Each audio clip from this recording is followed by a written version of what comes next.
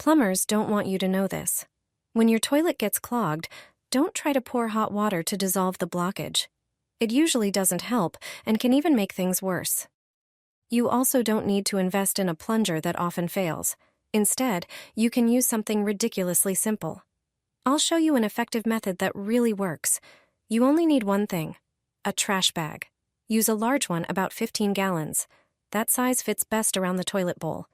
Wrap the bag tightly around the rim, pressing it down evenly. Then lower the toilet seat. But make sure the seat is completely dry first. That helps the bag stick better.